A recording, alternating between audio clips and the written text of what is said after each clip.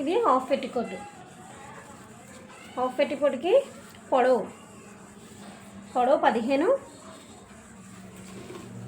నెక్కి షోల్డర్కి 6, చంక డౌను 6.5.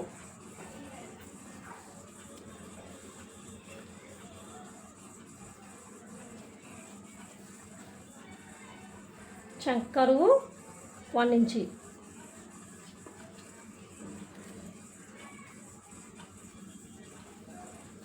ఇప్పుడు నెక్కి షోల్డర్కి 6 తీసుకున్నాం కదా, 6లోంచి హాఫ్ 3 ఇంచెస్, నెక్కి 3 ఇంచెస్ తీసుకోవాలి. ఫ్రంట్ బ్యాక్ కూడా 6 తీసుకోవాలి.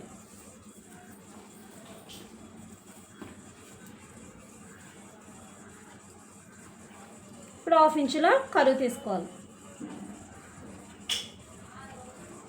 చూసారు కదా, పొడవు 15, నెక్కి షోల్డర్కి 6, చంకడూరు కూడా 6.5.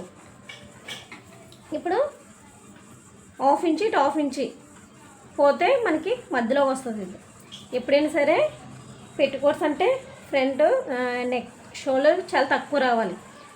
అందుకే మనం 3 ఇంచెస్ నెక్కి, 3 ఇంచెస్ షోల్డర్కి తీసుకున్నాం. ఇప్పుడు చెస్ట్ లూజ్, నెక్ చంకడౌన్ కూడా అయిపోయింది కదా, చెస్ట్ లూజ్ తీసుకోవాలి. చెస్ట్ లూజ్ ఎంత వచ్చింది? 36.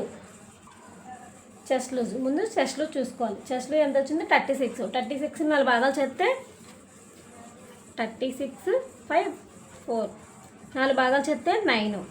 మనకి చెస్ట్ లూజ్ ఎంత వచ్చింది? 9.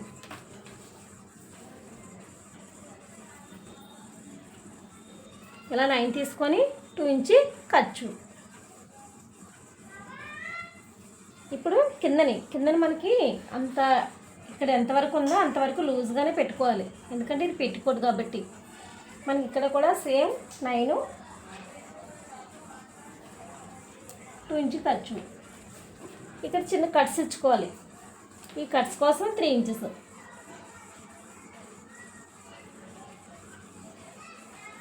ఇలా 3 ఇంచెస్ కట్స్ తీసుకొని మనకి ఇక్కడ ఫోల్డింగ్కి హాఫ్ ఇంచ్ చాలు.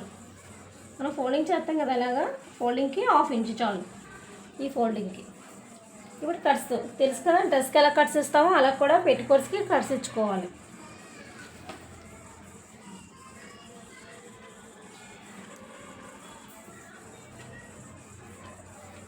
వరకు వేసుకొని ఇది ఖర్చు, మొత్తం కూడా ఖర్చు. ఇక్కడ మనం కట్స్ ఇచ్చిన దగ్గర ఖర్చు ఎక్కువ అవసరం లేదు, ఎందుకంటే మనం ఇక్కడ ఫోల్డింగ్ చేస్తాం కదా. ఇక్కడ వరకు 2 ఇంచ్ తీసుకున్నా, ఇక్కడ నుంచి 1 ఇంచ్ తీసుకున్నా మనకు సరిపోద్ది. ఇక్కడ నుంచి మనకి మధ్యలో చూసుకొని సెంటర్ నుంచి ఒక హాఫ్ ఇంచ్ ఇలా చూసారు కదా, ఇక్కడ నుంచి ఒక హాఫ్ ఇంచ్ పైకి రావాలి. ఎందుకంటే ఇక్కడ మనం కుట్టిన తర్వాత షేప్ కరెక్ట్గా రావడానికి కింద సైడ్.